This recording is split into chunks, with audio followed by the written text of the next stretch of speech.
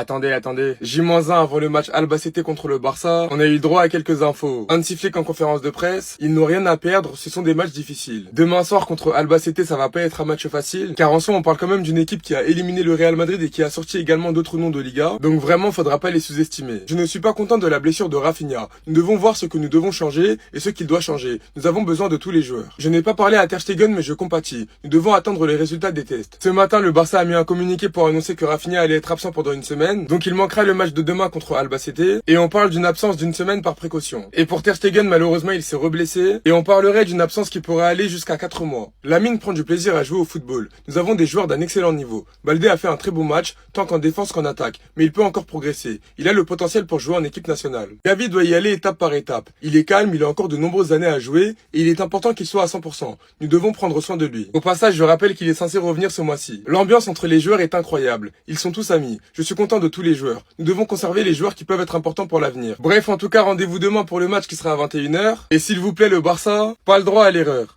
Vous vous souvenez les gars de l'arbitrage de Gil Manzano lors du match entre la Real Sociedad et le Barça il y a à peu près 2 semaines où le Barça s'est incliné 2-1. C'est la seule défaite sur les 16 derniers matchs. 16 derniers matchs, 15 victoires, une défaite, ça a été face à la Real Sociedad. À noter une info concernant Gil Manzano qui a arbitré un peu n'importe comment. La Liga a sanctionné l'arbitre Gil Manzano après sa prestation désastreuse contre Barcelone lors du match face à la Real Sociedad. Et du coup, il n'arbitrera aucun match cette semaine conformément à une nouvelle politique. Concernant le programme de l'équipe, vu que là on est sur un nouveau mois, le mois de février, donc à noter que ça repart dès demain les gars. Albacete, Coupe du Roi, quart de finale, attention à cet adversaire qui a éliminé le Real Madrid au tour précédent, donc en cas de qualification ça sera le dernier carré bien sûr. Ensuite il y aura Mallorca, ensuite potentiellement la demi-finale bien sûr de Coupe du Roi, Girona et Levante bien sûr pour clôturer ce mois de février. Et concernant le match demain contre Albacete, donc gros coup dur, pourquoi parce que Rafinha forfait, on vient de l'apprendre là, tiens, il y a quelques minutes. Rafinha souffre d'une surcharge musculaire à l'adducteur de la jambe droite. Il sera du coup forfait pour le match de demain Albacete par précaution. La durée de sa rééducation est estimée à 1 semaine. La conférence d'avant-match de Hansi Flick, ça commence déjà mal. Rafinha est absent. Attendez, bougez pas, je vous explique. Je ne suis pas content de la blessure de Rafinha. Nous devons voir ce que nous devons changer et ce qu'il doit changer. Nous avons besoin de tous les joueurs. Il a aussi expliqué qu'il doit faire attention aux minutes. Mais vous inquiétez pas, je ferai une vidéo sur les points blessures. Rashford a encore beaucoup de potentiel à exploiter. Avec sa technique et sa vitesse, il peut nous apporter davantage. Je suis content de lui, mais je veux que tout le monde joue à son meilleur niveau. On connaît les qualités de Rashford, il est censé faire plus. Nous vivons une période formidable. Pour moi, il est important que les 11 joueurs titulaires soient à 100%. L'ambiance entre les joueurs est incroyable. Ils sont tous amis. Je suis content de tous les joueurs. Nous devons conserver les joueurs qui peuvent être importants pour l'avenir. Lamine prend plaisir à jouer au football. Nous avons des joueurs d'un excellent niveau. Baldé a fait un très bon match, tant en défense qu'en attaque. Mais il peut encore progresser. Il a le potentiel pour jouer en équipe nationale. Puis ensuite, il a fait les éloges de Ferran Torres et Fermin en expliquant qu'il espère qu'ils resteront le plus longtemps possible et qu'en gros, il est fier du travail de Deco d'avoir prolongé tous ses joueurs. En tout cas, demain, on affronte Albacete 16 sans Rafinha. On va faire attention à ne pas se faire piéger comme Celta Vigo ou le Real. On va faire un point sur les blessures du Barça. Je commence avec Rafinha qui est blessé pendant 1 semaine. Communiqué officiel du club, Rafinha souffre d'une surcharge du muscle adducteur de sa jambe droite. Par mesure de précaution, il manquera le match de demain contre Albacete et sa période de convalescence devrait durer 1 semaine. Le flic a rajouté: je ne suis pas content de la blessure de Rafinha, nous devons voir ce que nous devons changer et ce qu'il doit changer. Nous avons besoin de tous les joueurs. Nous devons faire attention aux minutes distribuées. S'il est conscient, c'est pas mal, c'est qu'il est censé plus faire tourner. Koundé, lui, va bien et n'est pas blessé, a repris l'entraînement de groupe. Pedri s'est entraîné individuellement sur le terrain aujourd'hui. Et Ter Stegen, qui a à peine de retour sur le terrain, s'est déjà blessé. Et si ça se confirme, les gars, il n'y a pas de Coupe du Monde pour lui. Et Jérôme serait même capable de couper son prêt. Flick a dit: je n'ai pas parlé à Ter Stegen, mais je compatis, nous devons attendre les résultats des tests. Ça veut dire que ça s'annonce grave. D'après les rumeurs, Ter Stegen sera absent 3 et 4 mois en raison d'une rupture partielle des ischio-jambiers avec une possible lésion tendineuse. À point ce que Ter Stegen il est en train de traverser, les gars, c'est dingue. Il est déjà peut-être en train de dire au revoir à la Coupe du Monde. C'est juste triste. Sinon, vous les gars, vous en pensez quoi? Ramenez-vous sur ta patience en nu. Ah non, qui commence pas les gars, on n'est pas à Madrid frère. Olmo, lors du match face à Elche, Flick a pris la décision de le remplacer alors qu'il faisait un meilleur match que Fermin Lopez. Et il était très agacé sur le banc.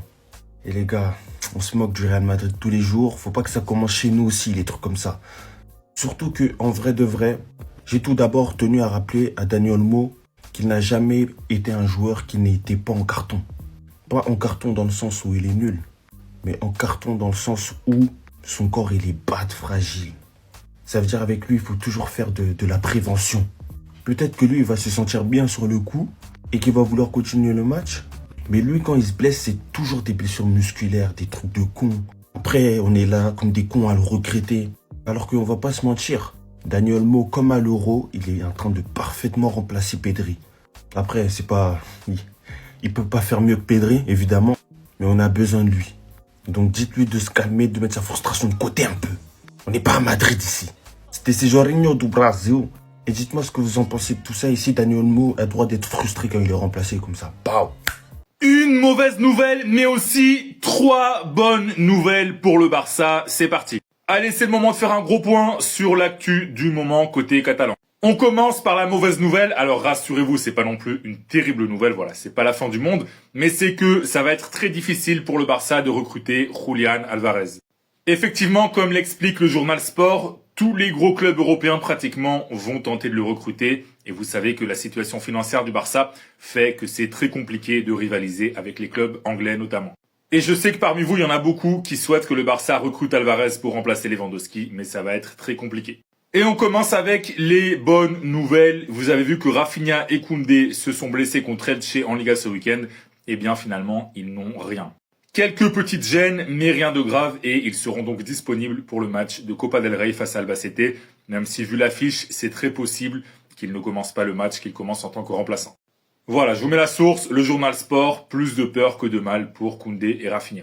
Deuxième bonne nouvelle, le Barça vient d'officialiser l'arrivée de 2 pépites, voilà, j'en ai déjà parlé plein de fois sur cette chaîne, eh bien c'est officiel pour Joe Wensley Honstein, ainsi que pour Hamza Abdelkarim, l'attaquant. Donc ces 2 joueurs vont d'abord jouer avec le Barça B avant d'éventuellement monter avec les A s'ils sont bons.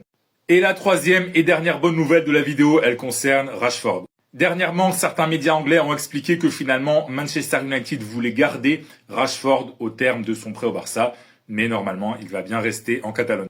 Voilà, la source, c'est Mundo Deportivo. Le Barça va lever son option d'achat et donc Manchester United n'aura rien à dire. Rashford ne va pas retourner à Manchester, il va rester à Barcelone. C'est fini pour cette vidéo. Si t'es fan du Barça, je veux ton avis sur Rashford. Est-ce que tu penses que le Barça a raison de lever son option d'achat de 30 millions d'euros? Oui ou non? Dis-moi toi en commentaire, et si tu veux être au courant de toute l'actu du Barça, comme d'habitude, je t'invite à t'abonner. Joan Laporta s'apprête à démissionner de son poste de président du FC Barcelone, mais avant de partir, il a tenu à recadrer une dernière fois le Real Madrid.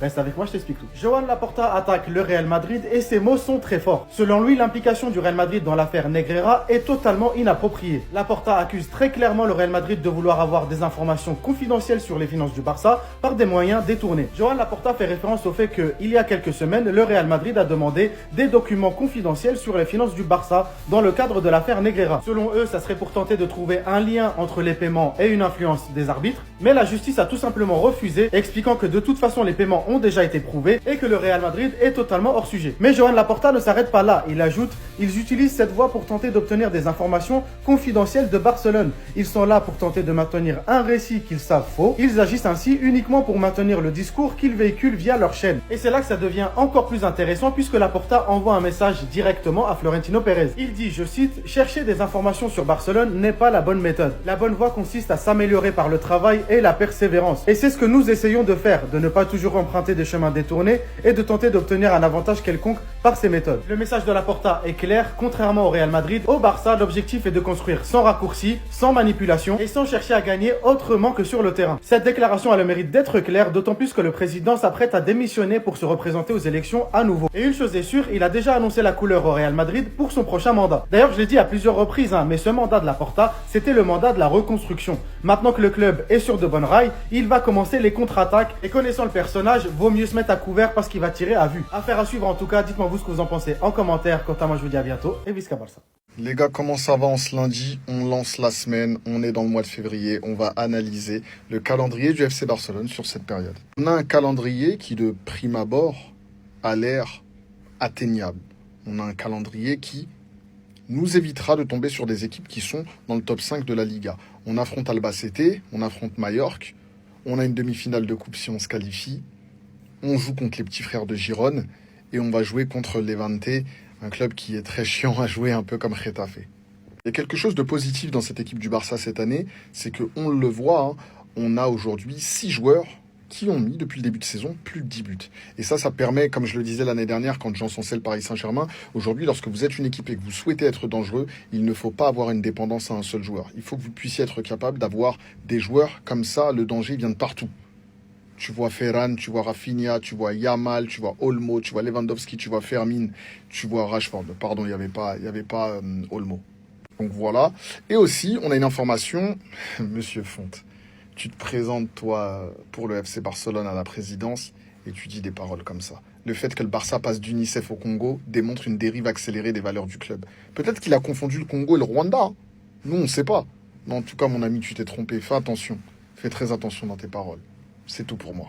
Quel a été votre match préféré du mois de janvier avec le Barça? On arrive au mois de février, je me suis dit pourquoi pas faire un bilan du mois de janvier. On a joué 9 matchs toutes compétitions confondues avec 8 victoires et seulement une défaite. Mon match préféré, bien évidemment, c'est le Classico qu'on gagne en finale de Supercoupe d'Espagne. Dites-moi votre match préféré en commentaire. C'était le jour de mon anniversaire, on gagne un Classico, vous connaissez franchement, que d'émotions, donc mon match préféré forcément. Pour moi, le pire match, bien évidemment, ça a été celui face à la Real Sociedad. Match très frustrant avec un arbitrage horrible. De là de ça, nos joueurs n'ont pas été assez percutants et cliniques face au cage. Un peu comme hier, et forcément, ça nous a coûté la défaite. Les gars, ma surprise de ce mois de janvier, franchement, c'est le retour en forme de Dani Olmo. Depuis son retour de blessure, je trouve qu'il enchaîne des performances plutôt bonnes, voire même très très bonnes. Et depuis que Flick aligne les deux sur la compo, je trouve qu'on est très offensif, qu'on est beaucoup plus dangereux et il y a une meilleure animation offensive grâce aux compétences des deux, justement. Et pour terminer, mon but préféré du mois de janvier avec le Barça, c'est bien évidemment ce but de Lamine Yamal face au Real Oviedo en première intention. Un but magnifique, une pépite les gars. Pour le calendrier du mois de février, ça va passer assez vite puisque nous jouons que 4 matchs. On commence par un déplacement à Albacete pour la Coupe du Roi. On fera ensuite Majorque, Gérone et on finira par Levante. Pour moi ici, il est clairement possible de faire que des victoires. Et le match que j'appréhende plus particulièrement, ça va être Albacete bien évidemment qui a éliminé le Real Madrid et qui va jouer le match de sa vie. Donc les gars, faudra faire très attention. Son prime est définitivement terminé les gars. Pourquoi il a fait ça? Oh, il a fait une dinguerie. Oh là là. Non, pourquoi t'as fait ça, Rafinha? On l'appelait Rafi Coco Jojo. C'était ses tresses là, tout allait bien, tout était parfait. Oh non, non. Là, on va revoir lui. Là. Le Rafinha de 2022-2023. Oh, c'est plus possible, les gars, c'est plus possible. Il est revenu nous hanter. Celui qu'on appelait l'hindou là. Oh mon dieu. Après, on va être tranquille. Je pense là, il peut refaire quelques tresses. Hein. C'est possible qu'il refasse une petite tresse, même si c'est court, c'est pas grave, il peut je pense. Bon les gars, vous savez, je blague, hein. Même si c'est couper les cheveux, j'espère que c'est pas ça qui va faire qu'il va perdre tout son niveau, et j'espère pas les gars. Mais je vous jure que ça me touche.